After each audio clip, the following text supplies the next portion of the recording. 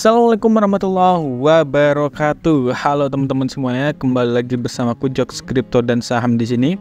Oke teman-teman ya, jadi di sini kita akan repeat konten atau juga kita bakal ngulangin lagi ya apa yang telah kita analisa, bahwasannya Bitcoin akan turun dalam waktu dekat sesuai dengan analisa yang ada di beberapa indikator gitu ya.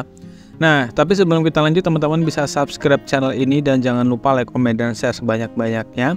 Ya, terus kalau kalian mau mencari rekomendasi koin ya, kalian bisa langsung lihat aja nih teman-teman ya. Di sini ada banyak sekali rekomendasi koin-koin yang harus kalian beli ya menjelang halving. Nah, jadi di sini kalian harus waspada ya tentang Bitcoin. Ya, bisa aja nanti Bitcoin turun, altcoin malah naik gitu ya. Nah, tapi kita harus memprediksi atau juga menganalisa, yaitu sesuai dengan data dan fakta. Oke, di sini teman-teman kita akan coba cek dulu ya harga Bitcoin. Nah, ini udah semakin turun ya. Ini ada di titik support yang bisa dibilang udah titik support terakhirnya, yaitu ada di 60 ribuan 61 lah sekitar itu. Nah, kenapa kita menggunakan time frame 1D? Karena 1D ini udah lumayan paling besar ya, terus juga dia akurat. Nah, 4 hours juga akurat, tapi kalau untuk jangka lama kita akan melihat perkembangan suatu candlestick itu bisa menggunakan time frame 4D saja. Nah, di sini kalau untuk IDR-nya harganya 1 miliar ya. Nah, kita cuma iseng-iseng aja tuh pakai itu. Untuk crypto fear and greed-nya coba kita lihat, kemarin 57 sekarang 66. Apa yang terjadi ya? Apakah mereka ini yakin ya? Jadi 57 orang pada beli, terus sekarang 66. Apa orang pada yakin Bitcoin akan naik ya? Jadi ini banyak yang beli. Kenapa banyak yang beli? Karena tadi malam itu ada sekitar 577 juta dolar Wells membeli Bitcoin di Coinbase gitu ya. Nah, tapi kita nggak tahu teman-teman ya, apakah itu untuk pancingan aja atau semacamnya, ya kita nggak tahu. Sekarang kita coba lihat di sini market cap-nya ya. Secara daily Bitcoin turun, Ethereum juga turun, BNB turun, semuanya turun. Yang naik cuma TON, Solana 0,1 nggak bisa dibilang naik ya, karena sangat minim. Oke, sekarang kita akan coba lihat beberapa berita yang terbaru dan terupdate. Wow, ini langsung dikasih berita ya. Nih dari K. Rohit, dia bilang ini Binance has suspended. Pokoknya artinya di sini Binance itu udah sukses ya untuk meminta atau juga untuk mendapatkan izin atau juga regulasi secara penuh untuk beroperasi di Dubai. Wah, tahu deh ya target-target yang mana orang punya duit ya. Wah, ini kok trenku tobrut nih. Intinya dia tahu di mana tempat yang ada duit, di situ dia masuk. Oke, kita akan coba lihat. Wow, apa nih? Postingan sosial media ketua Gary Gensler membuat beberapa orang percaya dia mengundurkan diri. Nggak peduli sih.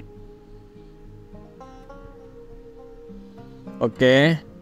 Halving adalah acara jual berita pasar meremehkan dampak jangka panjang. Memang bagus sih secara jangka panjang untuk halving itu, karena dia akan semakin membatasi supply-nya si Bitcoin ini tadi.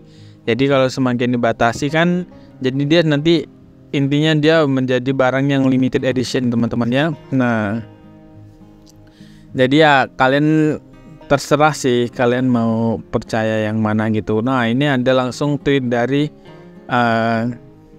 nih Plan B. Kalau teman-teman tahu Plan B ini, dia ini ada akun Twitter juga. Nah, ini memprediksi kinerja berulang pasca Bitcoin. Kinerja berulang itu berarti ya kalau misalnya kejadian-kejadian yang berulang itu dia akan naik ya, tapi setelah nunggu beberapa waktu. Ya, intinya di sini memang menunggu waktu dulu. Nah, ini ketika Bitcoin halving di tengah perkiraan analisis yang beragam gitu. Kita akan coba lihat beritanya lebih detail ya, biar nggak simpang siur. Jadi teman-teman kan, nah ini dia. Pada ketinggian blok 839.000 sekian, ya. Di sini ada 144 blok yang dari hadiah. Lanjut. Saat halving lanjut. Nah, ini dia. Intinya di sini ketika halving 2009 yaitu Bitcoin itu naik yang signifikan, harganya ya naik. Terus 2019 itu Bitcoin naik 9.500%. Halving 2016 Bitcoin naik 3.000%. Terus di sini tahun 2020 ketika halving itu cuma 650%. Nah, tapi ini mereka hanya menampilkan berita kenaikan Bitcoinnya aja. Mereka nggak mengatakan bahwasanya ketika sudah mencapai ATH-nya waktu dulu itu ya ke 69.000 itu Bitcoin kan udah nyampe ATH gitu. Terus mereka nggak ngasih tahu kalau misalnya turunnya itu ke berapa gitu. Padahal turunnya itu dalam banget. Terakhir kemarin ke 15.000 teman-teman ya, 15.000 dolar itu turunnya. Tapi mereka cuma menyuguhkan atau juga cuma menyajikan berita-berita yang kayak gini. Ini kalau misalnya dibaca sama orang-orang yang awam ya, mereka bakalan wah, ini apa ya, kayak langsung merespon positif lah ya terhadap berita seperti ini. Ya jadi kalau menurutku ini terlalu berlebihan ya, apalagi Plan B pernah salah ya teman-teman ya. Hampir setiap dia nge-tweet itu rata-rata salah semua. Waktu Bitcoin ya, waktu Bitcoin itu ada di ATH di sini ya, ATH yang tahun 2021 aku ingat banget ya, dia bilang ini nggak akan turun lagi langsung ke 100.000. Nah terus yang waktu yang kedua ini dia bilang orang suruh beli semua kan. Nah itu akan ke 300.000. Kalau teman-teman nggak percaya kalian bisa cek aja tuh di tweetnya itu. Nah itu pokoknya aku ingat banget ya, ini masih tahun yang sama ya, sama-sama 2021. Jadi aku ingat banget itu teman-teman ya. Nah setelah dia nge-tweet itu, nah dia langsung turun gitu ya. Nah memang nggak jelas sih. Kalau nggak salah dulu namanya Plan A ya, kalau nggak salah. Plan B juga sih, memang Plan B. Nah jadi ya seperti itulah kurang lebih teman-teman ya. Namanya juga kita kan analisa di market ya teman-teman ya. Jadi segala macam kejadian bakalan ada gitu. Nah jadi kita nggak bisa memutuskan suatu apa ya, kayak analisa gitu pasti itu enggak. Cuma kan kita kan hanya melihat dari beberapa indikator aja. Coba kita mau lihat indikator RSI ya teman-teman ya. Kita akan coba kita lihat. Oke, kalau misalnya dilihat dari indikator RSI, ini harus turun dulu teman-teman ke area 27, karena yang garis tengah ini, yang garis 47 ini adalah area resistennya teman-teman ya.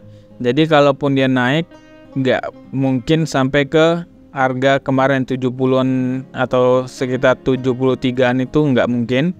Jadi dia memang harus turun terlebih dahulu, karena di sini ya, di sini ada indikator dia turun gitu teman-teman. Nah setelah itu dia memang turun ke bawah.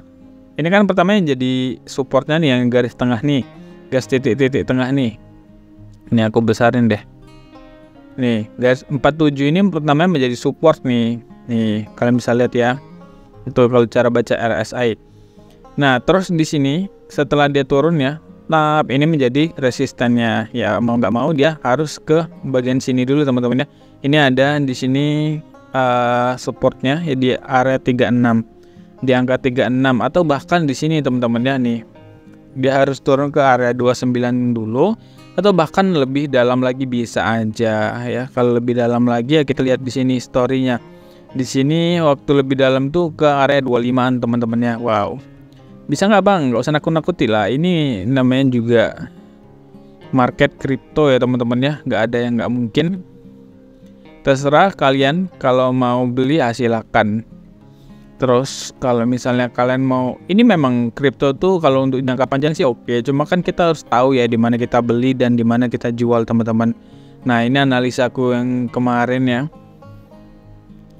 Jadi kalau teman-teman asal-asal aja nggak menganalisa, beli di mana jual di mana ya, Nah udahlah, alamat lah ya. Oke, jadi kurang lebih gitu aja teman-teman. Thank you banget lah yang udah nonton ya. See you next time. Dan jangan lupa kalian waspadain aja nih, karena nggak bisa sembarangan beli juga. Thank you. Assalamualaikum warahmatullahi wabarakatuh.